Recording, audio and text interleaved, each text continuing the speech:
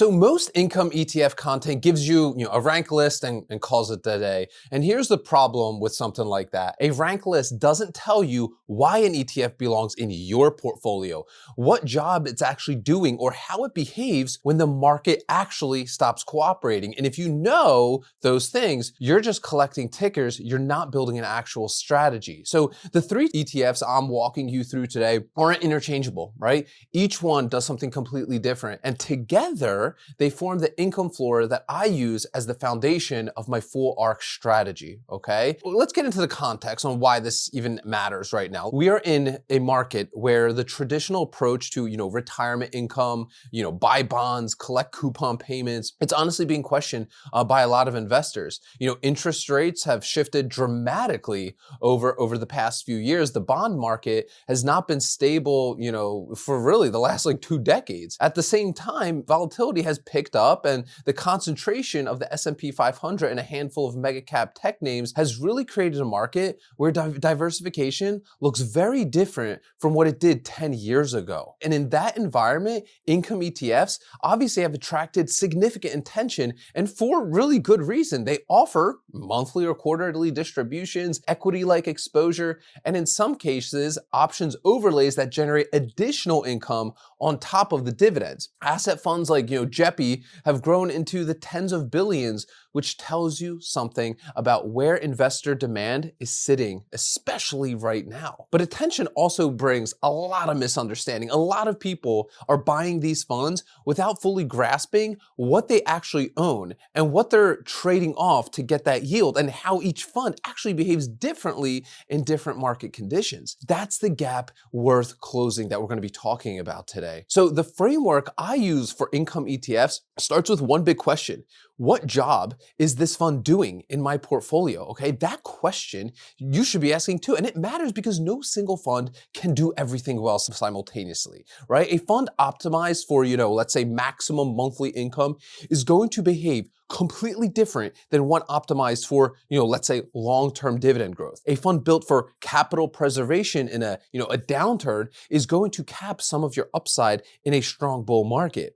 Understanding those trade-offs in advance is what keeps you from being surprised when a fund, let's say, doesn't do something that you expected, right? I think about my income floor in 3 layers. The first layer is monthly cash flow, right? Distributions that arrive consistently, predictably, month after month, regardless of what that broader market is even doing. The second layer is dividend growth, right? Positions that, may yield less today, but compound their income over time, building even a bigger floor years from now. That third layer is the resilience, how the portfolio holds up in a down market, specifically whether I'm forced to sell anything to, let's say, fund my life. Each of the 3 ETFs I'm covering maps to a different part of that structure. They're not competing with one another. They're literally complementing each other, okay? So the first one is JEPI, JEPI. That's my monthly cash flow engine. JEPI is, the JP Morgan Equity Premium Income ETF. It holds a portfolio of lower volatility, large cap stocks,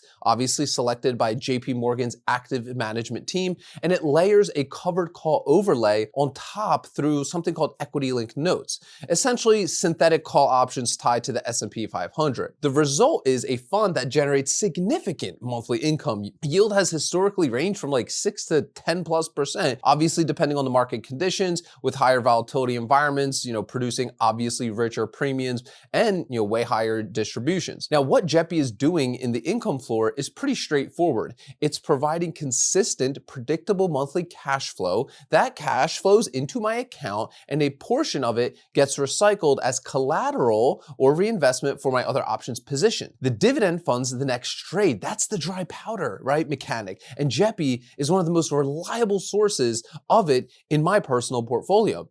The trade-off is upside participation. In a strong bull market driven by mega cap tech, JEPI will lag pure S&P 500. That's the cost of the income overlay. For someone who needs the monthly cash and isn't trying to necessarily beat the index, That's a trade-off worth making consciously, in my opinion. Next is JEPQ, the premium amplifier, right? JEPQ follows the same structure as JEPI, but uses the Nasdaq 100 as its underlying exposure instead of the S&P 500.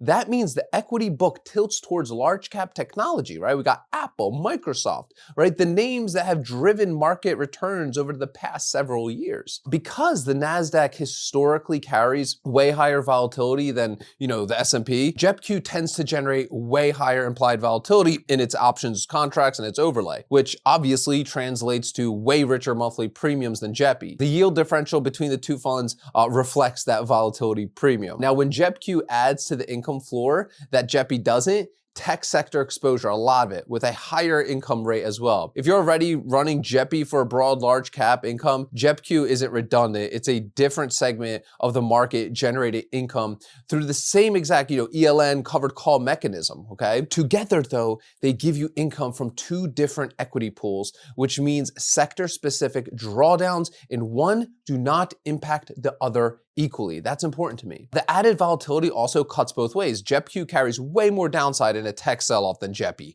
okay? So obviously size accordingly. SCHD is next, right? This is the compounding foundation, right? SCHD is the Schwab US dividend equity ETF, and it operates on a completely different logic from JEPI and JEPQ, right? There's no options overlay, right? There's no monthly income engineering here. Just a rules-based portfolio of 100 high-quality dividend-paying companies selected for cash flow strength, return on equity, dividend yield, and dividend growth rate, okay? The yield on SCHD is lower, typically in that 3 to 4% range. For someone fixated on maximizing current income, that looks like a step down, obviously, from JEPI and JEPQ. It does, but SCHD is doing a totally different job. It's building the long-term foundation of the income floor, right? Its dividend growth rate has averaged around 11% annually since its inception. That means the income SCHD produces literally doubles roughly every 6 to 7 years through dividend growth alone, right? Without adding any additional capital. The fund that yields 3.5% today may yield significantly more in your original cost basis literally a decade from now. SCHD also functions as a valuation hedge. Its annual reconstitution systematically rotates towards stocks whose prices have fallen relative to their dividends, right? Selling what's run up and obviously buying what's been sold off heavily. In years where growth stocks are dominate, SCHD obviously lags. In years where the market rotates towards quality and value, like we're seeing right now, SCHD outperforms, right? It's the counterbalance to the tech exposure in JEPQ, okay? So here's what these three funds look like when you step back and you really view them as an entire system, okay? JEPI is providing the monthly cash that funds immediate income needs and, let's say, recycling some of that collateral. JEPQ amplifies that income with even higher premium distributions from different equity segments, and SCHD compounds the floor over time and provides stability when growth names are under a lot of pressure. Literally no single fund covers all three functions, and that is the entire point. Building an income floor isn't about finding the best ETF. It's about assembling positions that behave differently from each other so that when one is compressed, the others aren't. And it matters most in moments you don't plan for. When the market sells off and JEPQ, let's say, drops harder than expected, at least SCHD lower beta limits the damage on the portion of the floor. When volatility spikes and options premiums start expanding, JEPI, JEPQ, distributions, they're gonna increase naturally, right? The architecture, it absorbs shocks better than any individual position even would. The income floor isn't the whole strategy. It's literally the base that active options layer sits on top of. But if the base isn't stable, the structure above it isn't either, okay? So here's where I personally sit with these three funds. I hold all three. I buy a little bit of JEPI, JEPQ every month, and I hold those for those monthly distributions that fund my options collateral. SCHD for the long-term compounding, and obviously that defensive balance it provides against my more volatile individual positions. None of the allocations are static. I adjust sizing based on where I want more or less volatility exposure in any given market environment. What I don't do though is treat any of them as a total return vehicle. That is literally not what they're there for. If I wanted pure, index exposure, I just only buy SPY. These funds exist in my portfolio because they generate income in a form that I can actually deploy. That's the specific job that they were, hired to do. So that's the income floor. We got JEPI, we got JEPQ, and we got SCHD. 3 different jobs, 1 coherent structure. And I got 2 questions for you. Post these in the comments, please. I love having these conversations. Are you holding any of these 3?